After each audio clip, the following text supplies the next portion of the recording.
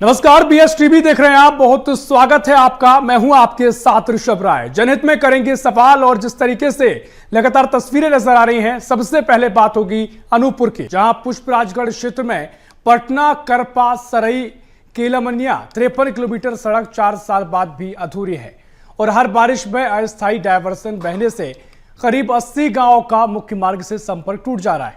ग्रामीणों ने निर्माण एजेंसी पर लापरवाही और घटिया निर्माण का आरोप लगाया है।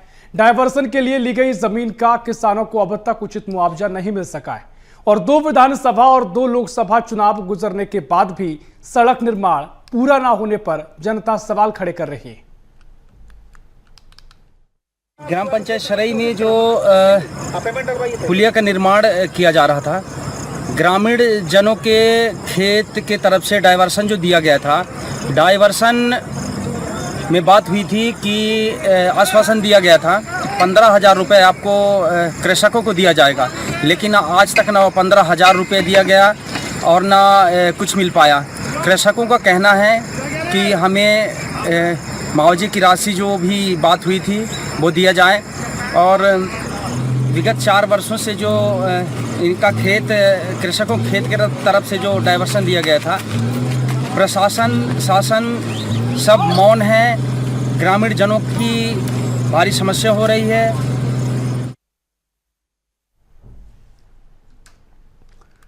तो अनूपपुर का यह पूरा मामला, अधूरी सड़क पर जनता ने सवाल खड़े किए हैं और 53 किलोमीटर सड़क अभी भी अधूरी है। 4 साल बाद भी ये सड़क का निर्माण नहीं हो सका है और इसी खबर पर और भी चर्चा करेंगे। हमारे साथ चर्चा में भाग सिंह जुड़ गए हैं, जो कि ग्राम पंचायत सरई के सरपंच है। भाग सिंह जी, बहुत स्वागत है आपका बीएस टीवी में। और 53 किलोमीटर की जो सड़क की चर्चाएं हो रही हैं, कई तरह के सवाल भी खड़े हुए हैं, ना मुआवजा मिला है, ना सड़क पूरी हुई है, ग्रामीणों में नाराजगी भी है।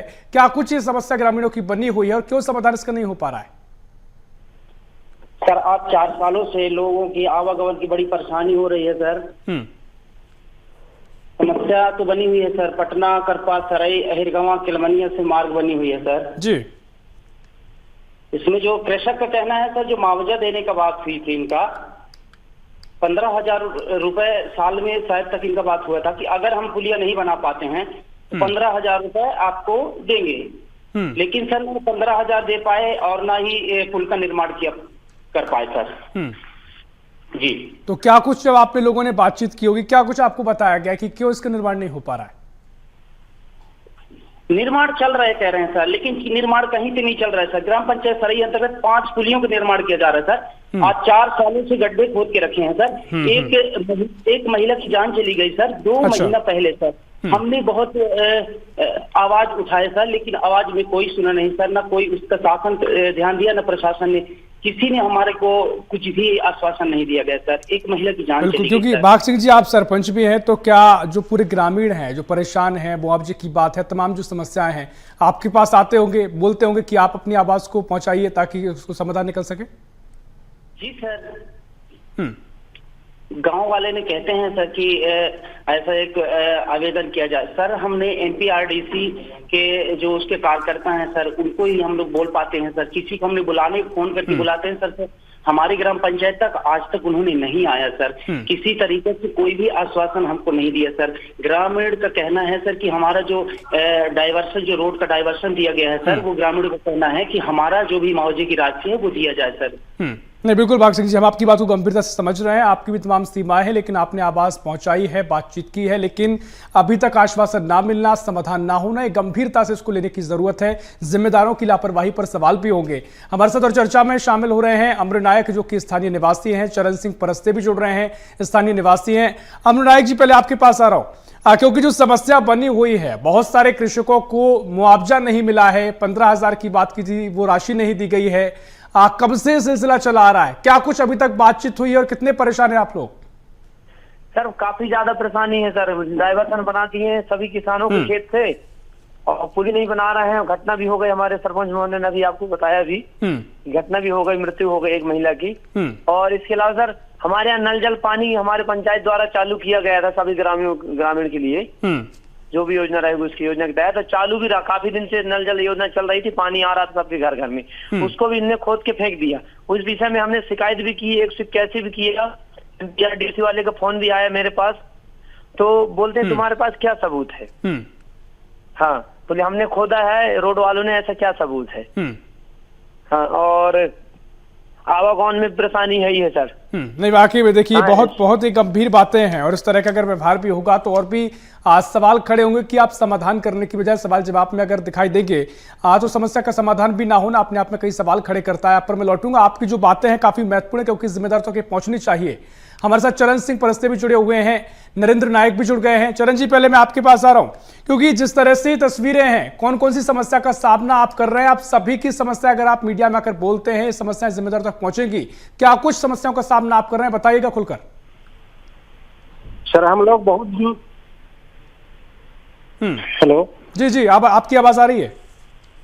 सर, हम लोग इतनी परेशानी झेल रहे हैं। अब हमारे छोटे छोटे बच्चे स्कूल जाने में बारिश हो, नहीं जा पा रहे स्कूल, मतलब जाने में वंचित रह जाते हैं, इतनी बारिश हो रही है, पूरे गड्ढा खोद के रख दिए हैं रोड वाला ने सर। हम लोग, हमारा काम रहता है बैंक आना जाना, वहाँ नहीं जा पाते हैं हम, अपने इस प्रकार के कोई समस्या रहती है तो हमारा तहसील लगा हुआ है, फिर रोज बातें होते हैं, भी नहीं हमारा हो पा रहा है। बरसात में बहुत ज्यादा परेशानी हो रही है। 4 से 5 साल हो गया सर, रोड बहुत खाद कैसे रखती है, आज तक एकदम गाड़ी नहीं चलता। नहीं, बिल्कुल देखिए, 4 साल का समय बीत जाना अपने आप में एक लंबा वक्त होता है। अगर कुछ काम चल रहा है, कहा भी जा रहा है कि काम किया जा रहा है, तो कब से किया जा रहा है और कब तक ये खत्म होगा, इस पर भी सवाल होंगे। नरेंद्र नायक भी हमारे से जुड़ गए हैं। नरेंद्र जी, आप भी क्योंकि इन समस्याओं का सामना कर रहे हैं, अगर अभी आपकी समाधान नहीं हो रहा है, तमाम जो और लोग जुड़े हुए अपनी अपनी समस्याएं बता रहे हैं, अगर समाधान नहीं होता है तो क्या आप अगला कदम पूरे ग्रामीण मिलकर उठाएंगे? क्योंकि ना मुआवजे की राशि मिल पाई है, ना तमाम चीजों का आश्वासन मिला है, ऐसे में तो बड़ी समस्या और विकराल नजर आ रही है। जी सर, 4-5 वर्षों से सर रोड का कार्य चालू हो रहा है, लेकिन पूर्ण नहीं हो पा रहा है। पुलिया का डायवर्सन हर जगह कर दिया गया है, जिससे हमको बहुत आवागमन में दिक्कत जा रही है। बच्चे स्कूल नहीं पहुंच पा रहे हैं, हम आम जन नागरिकों को, हम बैंक नहीं जा पा रहे हैं। हमारा मुख्यालय राजेंद्र ग्राम जो साजगढ़ है, तहसील है, वहां तक हमको जाने में बहुत कठिनाइयों का सामना करना पड़ रहा है सर। और ना कोई सुन रहा है, ना MPRDC वाले कोई आता है यहाँ पे, ना TVCL कंपनी के द्वारा कोई आता है सर। अगर किसी के माध्यम से हम बात करते हैं, एक PM है सर यादव जी को फोन करते हैं तो हमारी कोई किसी प्रकार की बात नहीं सुनते हैं सर, कोई नहीं आ पाता सर।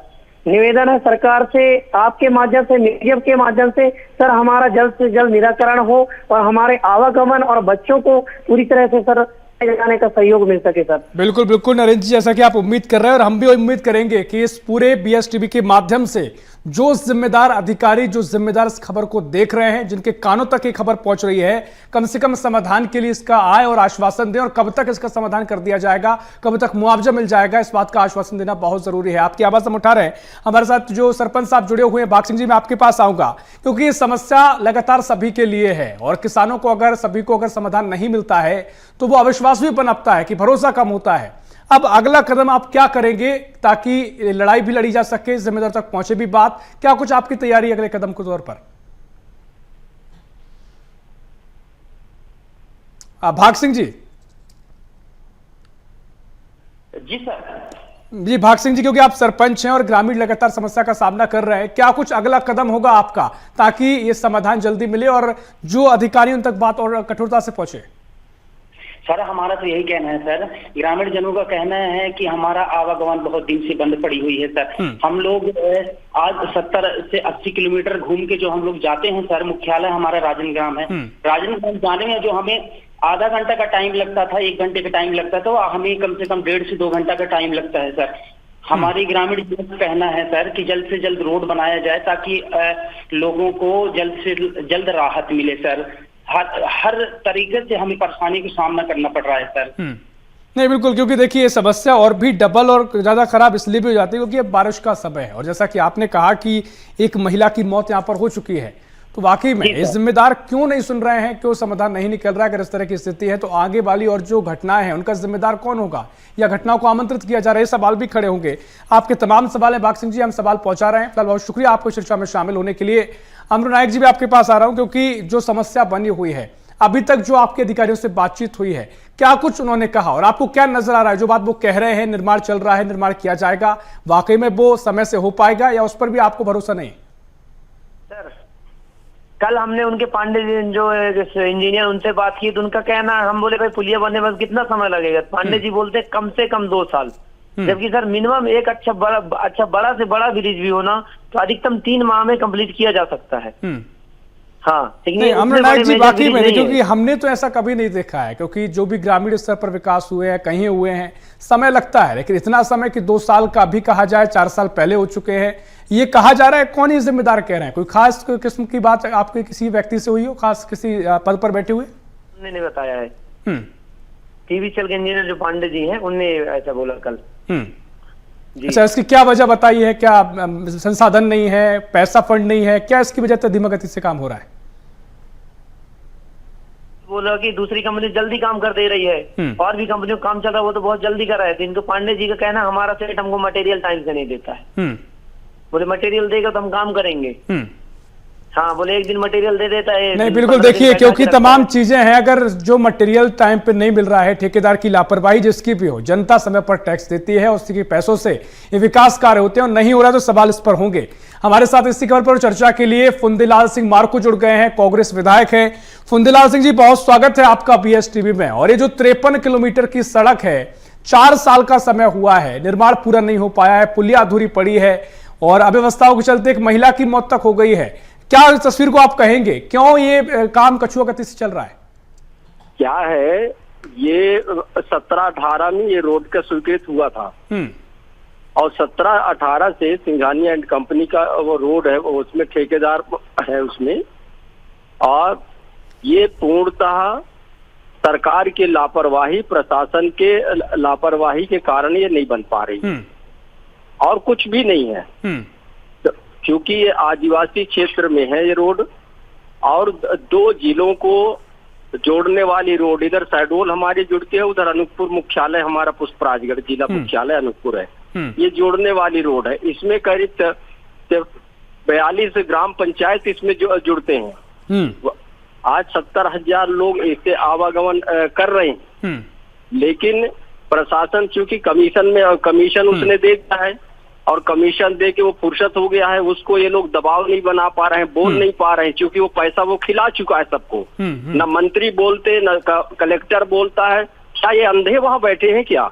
नहीं बिल्कुल बिल्कुल फुंदीलाल जी, क्योंकि देखिए आपको बहुत सारी प्रशासनिक और जो वहां की वास्तविक स्थिति जानकारी है, आपने वो चीजें बताई भी हैं और सवाल भी आप खड़े कर रहे हैं। और हम उम्मीद करेंगे कि जो अधिकारी जो जिम्मेदारी बोल जाते हैं कि अभी भी 2 साल का समय लगेगा, 4 साल पहले हो गए हैं, तो किस किस्म की जिम्मेदारी वो संभाल रहे हैं, उनको समझने की जरूरत है। ऐसे अधिकारियों पर कार्रवाई की भी आवश्यकता है। समय फिलहाल इतना ही है। फुंदीलाल जी, बहुत शुक्रिया आपके चर्चा में शामिल होने के लिए। तो कुल मिलाकर जो हालात बने हुए हैं, कई सवाल यहां पर खड़े कर रहे हैं। अब चलिए रुक करेंगे अगली खबर की ओर, जहां नारायणपुर जिले के अबूझमाड़ क्षेत्र के सोनपुर में पुल नहीं होने से ग्रामीणों की मुश्किलें हर बारिश में बढ़ जाती हैं। उफनती सोनपुर नदी के कारण दर्जनों गांवों का जिला मुख्यालय से संपर्क टूट जाता है और लोगों को जान जोखिम में डालकर नदी पार करनी पड़ती है। मरीजों का कंधे पर उठाकर मरीजों को अस्पताल पहुंचाना पड़ रहा है और वनोपज को बाजार तक ले जाने ग्रामीणों की चुनौतियां बड़ी रहती हैं, संकट में जान होती है। स्थानीय लोगों का कहना है कि कई हादसों के बावजूद अब तक पुल नहीं बन सका है। वहीं कलेक्टर ने बताया कि सोनपुर सरगीपाल मार्ग और पुल निर्माण की स्वीकृति मिल चुकी है, टेंडर प्रक्रिया पूरी हो गई है, जल्द निर्माण कार्य शुरू कराया जाएगा। बारिश के दौरान सुरक्षित आवागमन के लिए नाव की व्यवस्था भी किए जाने की बात कही गई। को बहुत कुछ चीज़ों की जो ज़रूरत होती है वो ले नहीं पाते हैं और यहाँ से क्रॉस करके कहीं शहर जाना हो तो वो अपने चीज़ें ला नहीं पाते हैं। बहुत कुछ दिक्कत ही होता है, तैर के जाना पड़ता है। अभी हमको मतलब घर में बहुत कुछ सब्जियाँ वगैरह हो गया, बहुत कुछ चीज़ ज़रूरत है वो अभी ख़त्म हो गया। तो मार्केट आज के दिन लगा मंगलवार, तो आज के दिन जो ज़रूरत होता है वो लेने के लिए आ जाते हैं मार्केट में आ रहे हैं जी। सर बहुत तकलीफ होता है सर, ये थोड़ा बारिश हो जाता है, बाढ़ आ जाता है तो ये जो खाने की सब्जियां है वो सब मिल नहीं पाता है सर। जल्द से जल्द पुलिया बनाए, ये हमारी सोच है सर। जो सोनपुर सरगीपाल मार्ग है वो मार्ग भी स्वीकृत हो गया है और अभी पुल की स्वीकृति भी मिल गई है और टेंडर प्रोसेस कंप्लीट हो गया है और कार्य जल्दी शुरू कराया जाएगा। साथ ही साथ जो वहाँ पे अभी लोगों को दिक्कतें हो रही हैं उसके लिए बोट की व्यवस्था करवा दी जाएगी। तो देखिए पूरा मामला नारायणपुर का बताया जा रहा है, जहां अबूझमाड़ क्षेत्र में पुल का निर्माण नहीं हो सका है और जो ग्रामीण हैं, जो लोग हैं, लगातार समस्याओं का सामना कर रहे हैं। जान का संकट भी होता है बारिश के मौसम में। इसी पर चर्चा करेंगे। हमारे साथ मगड़ू राम नुरेटी जुड़ गए हैं, जो कि उपाध्यक्ष है जनपद पंचायत ओरछा के। मगड़ू राम जी, बहुत स्वागत है आपका पीएसटीवी में। और जो पुल नहीं बना है और जो लोग परेशान हो रहे हैं, बारिश का समय चल रहा है, कई बार हादसों की आशंका भी होती है, क्या कुछ वजह है कि पहले से स्वीकृति मिल चुकी है और लगातार इसके बनने के दावे किए जाते रहे हैं, अभी तक निर्माण नहीं हो पा रहा है? जी सर, अभी जो अबूझमाड़ में अभी थोड़े ही देर 31 मार्च तक हुआ है सर, नक्सलाइटों को खत्म। उसके बाद न सर पुलिया सेक्शन हुआ है, रोड भी सेक्शन हुई है, रोड आधा बनी है। अभी इसको न सर तत्काल अभी बनाने का ये था, लेकिन अब बारिश आ गई। बारिश के बाद इसको बनाया जाएगा सर, स्वीकृति है ये पुलिया जी। लेकिन अभी जो हम तस्वीरें देख रहे हैं, क्योंकि अभी जो जलस्तर दिखाई दे रहा है, अगर ये और बढ़ता है, बारिश लगातार आगे होगी तो लोगों को समस्या का सामना करना पड़ेगा। कई बार मरीजों के लिए समस्या है, उसके लिए क्या विकल्प रखा गया है? जी सर, उनके लिए विकल्प वो एक ही रास्ता दिखता है सर, नदी नालों में को नहाने नहीं दिया जाएगा। अगले साल अगर पुल तैयार हो जाती है तो उसके बटेक कराएंगे। अभी जल्दी चालू होने वाला है अभी जी। क्या है सर, वहाँ पर तकलीफ तो है। अभी स्वीकृति हुआ है तत्काल, तो तत्काल स्वीकृति हुआ है तो जल्दी काम चालू हो नहीं कर पाए हैं अभी तक। चलिए ठीक है। देखिए आप एक सकारात्मक तस्वीर बता रहे हैं कि अभी स्वीकृति मिली और जल्दी इसका अगले वर्ष, अगर बारिश के बाद की बात जहां तक आप कह रहे हैं कि उसके बाद काम भी शुरू हो जाएगा। लेकिन ठीक है, ये समस्या लगातार जो ग्रामीण कर रहे हैं, लोगों को होती है, उसका वैकल्पिक समाधान भी अभी होना चाहिए। हमारे साथ नरेंद्र नाग भी जुड़ गए हैं, प्रदेश प्रवक्ता है आम आदमी पार्टी के। नरेंद्र नाग जी, बहुत स्वागत है आपका पीएसटीवी में। और जैसा कि बारिश का मौसम चल रहा है और सोनपुर का जो पुल बताया जा रहा है, यहाँ पर लंबे समय से इसका इंतजार है। हालांकि अभी ये कहा गया कि इसकी स्वीकृति मिल गई है, अब बारिश में शुरू नहीं हो सकता, उसके बाद शुरू होगा, लेकिन समस्याएं बहुत हैं, क्या आप कहेंगे? सबसे पहले मैं आपको धन्यवाद देना चाहूंगा, आपके चैनल को।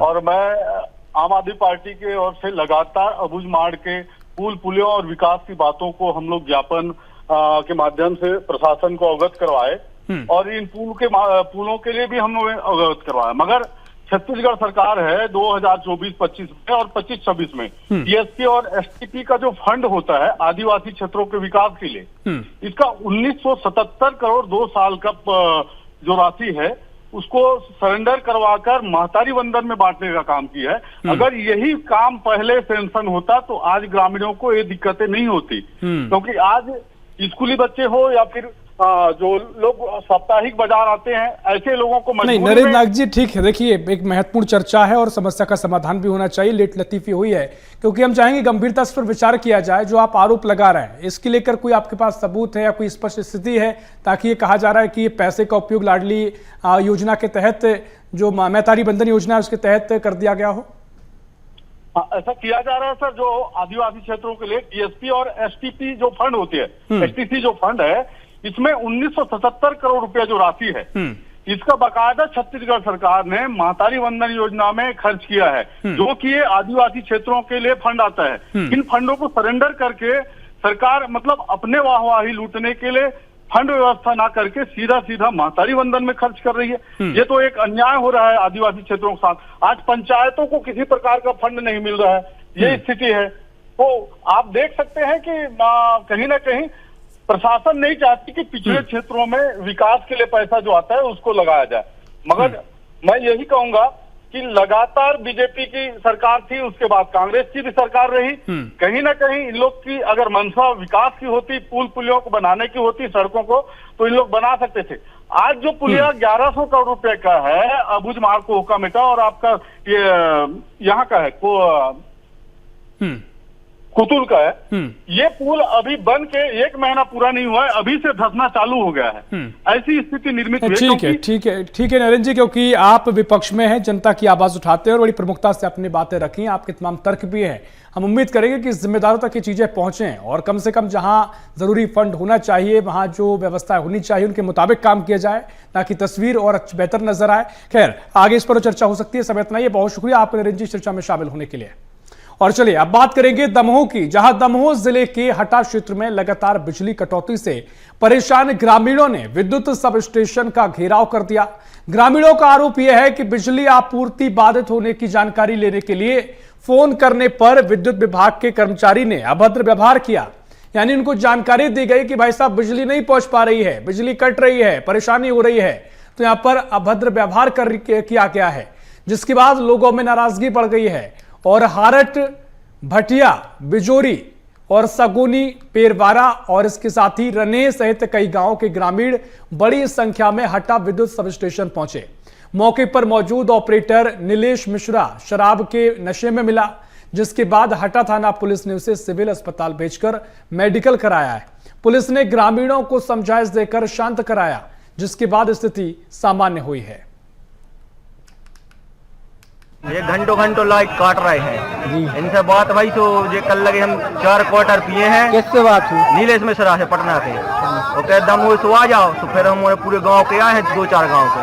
हमारी जाई मांग है कि लाइट बिल्कुल न काटे जब 24 घंटा के लाने सरकार दे रही है। तो और लोड सेटिंग का मामला समझ में नहीं आ रहा। पूरी से आए, कभी भटिया से आए, हटा से आए हैं, बिजौरी से आए हैं, 3-4 गाँव के आए हैं।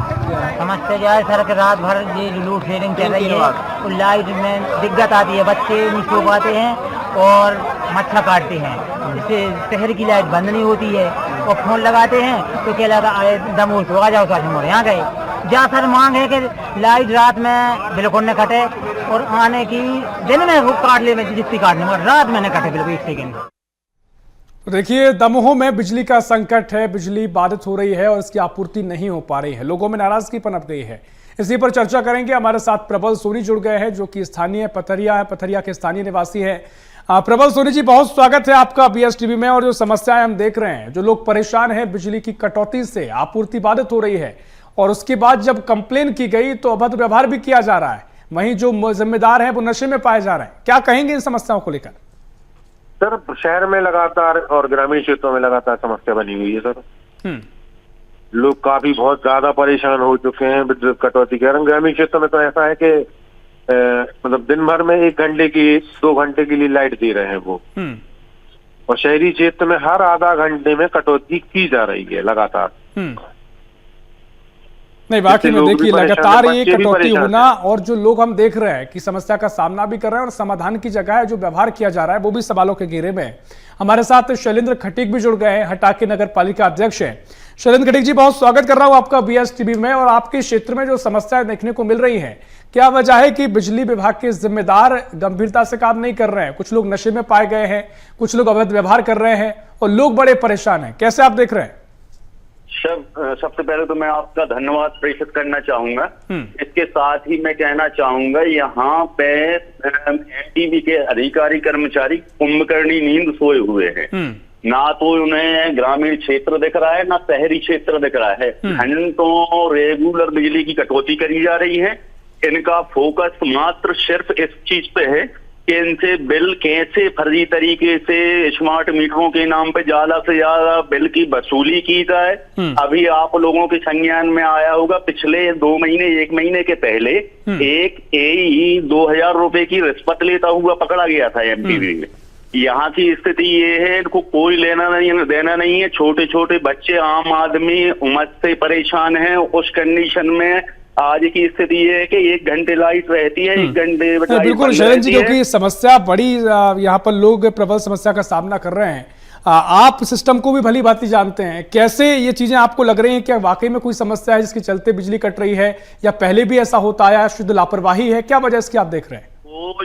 कोई समस्या ऐसी नहीं है। MP, जैसा कि आप भी जानते होंगे कि MP वालों के नंबर -+ होते हैं। जो अधिकारी जिस फीडर में सबसे ज्यादा कटौती करके देता है उसको कुछ इंक्रीमेंट बढ़ाए जाते हैं, उनके CR में +- मार्किंग रहती है। यहाँ के अधिकारी, प्रशासनिक अधिकारी और साथ में नेता लोग जो हमारे यहाँ की क्षेत्रीय विधायक हैं, वो भी कुंभकर्णी नींद में सोए हुए हैं। पब्लिक से कोई लेना देना नहीं है। कौन कितना परेशान हो रहा है, किसान परेशान हो रहा है, आम आदमी परेशान हो रहा है। मैं सारी नहीं, बिल्कुल देखिए, गंभीर आपके सवाल है और गंभीर सवाल उन लोगों के जो परेशान हो रहे हैं और जो जिम्मेदार अगर सुन रहे हैं तो हम कहेंगे कि आप थोड़ी जो कुंभकर्णी नींद सो रहे हैं, जो कि आरोप लग रहे हैं, उसे जागिए और जो समाधान है वो कीजिए। और अगर समाधान नहीं भी हो पा रहा है, कुछ वजह भी है कोई स्पेसिफिक, तो उसके अलावा इस तरह का व्यवहार लोगों से ना किया जाए। जो कि अभद्र व्यवहार की बातें कही गई है, नशे में आप पाए जा रहे हैं, तो गंभीरता से विचार करने की जरूरत है। और अगर जो ना माने, कार्रवाई की भी दरकार दिखाई दे रही है। खैर, समय इतना ही। बहुत शुक्रिया आपका शैलेंद्र जी चर्चा में शामिल होने के लिए। प्रबल जी, आपका बहुत शुक्रिया इस चर्चा में शामिल होने के लिए। तमाम सवाल हैं, बीएसटीवी लगातार जनहित में इस सवाल खड़े कर रहा है। फिलहाल के लिए इस खास पेशकश में इतना ही। देश प्रदेश की और भी खबरों के लिए देखते रहिए बीएसटीवी। नमस्कार।